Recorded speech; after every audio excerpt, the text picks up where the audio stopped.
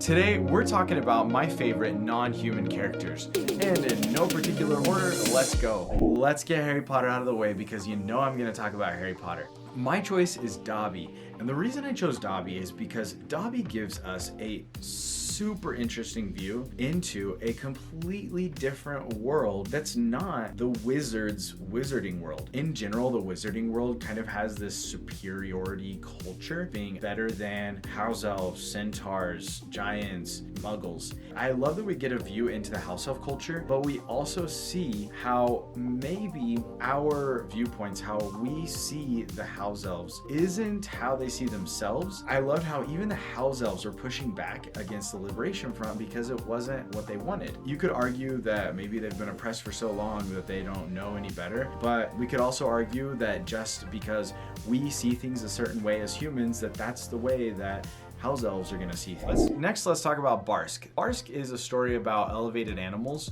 in space.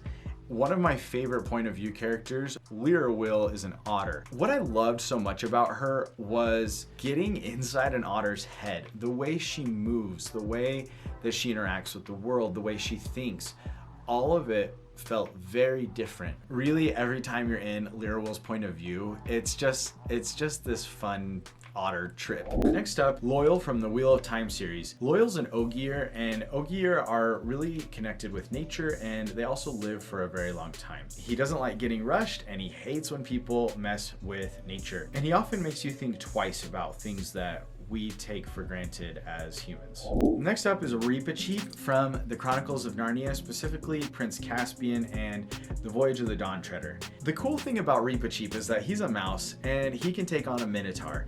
Not only is he this epic warrior, he also has a lot of honor. A lot of people who have this honor code, a lot of times it also ends up being their weakness because they end up judging others by that code. And Reepicheep doesn't really do that. He's not placing that code on other people and judging them by it. And also when he doesn't live up to that standard that he set for himself, he's very humble about it. Next up is Tinsoon from Mistborn. Tinsoon is a Kandra, and the Kandra have a very different culture from the rest of the world. Not only was it interesting to see their culture when we finally did, but the twists and turns that the Mistborn series was and is able to make because of the Kandra's abilities are really, really awesome, and getting a front row seat into those twists and turns was one of my favorite parts of the series. Next up, Marvin from Hitchhiker's Guide to the Galaxy. Marvin isn't a huge character in the series overall, but he's a depressed robot. How can you not love that? It just adds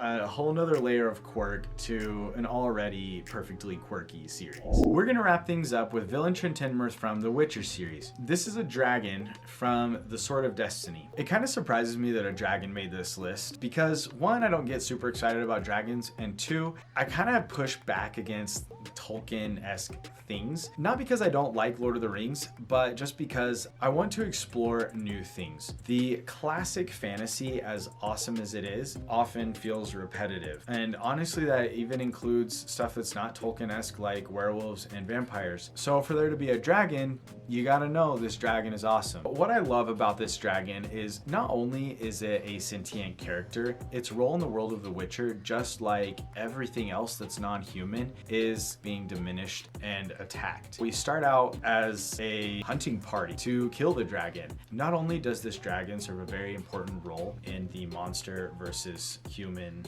narrative of The Witcher, this specific dragon has a unique ability that, to me at least, set it apart from other dragons and gave this character, this dragon, a new edge that didn't feel like a straight copy from another book. I know I didn't touch on all the awesome non-human characters out there.